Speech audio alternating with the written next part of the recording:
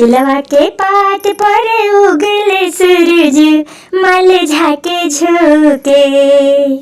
केलवा के पात पर उगले सूरज मल झाके झुके। हे करेनु छठ बरतिया झाके झुके।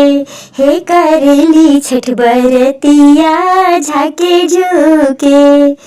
हमको से पूछे बरतिया ये बरती या तू केकरा लागे। हमको से पूछे बरतिया ये बरती या तू केकरा लागी।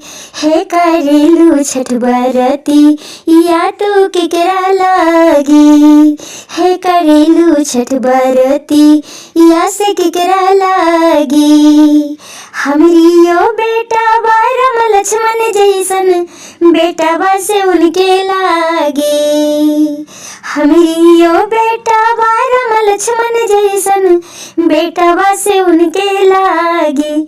हे करेली छठ बरतिया से उनके लागी। हे करेली छठ बरतिया से उनके लागे।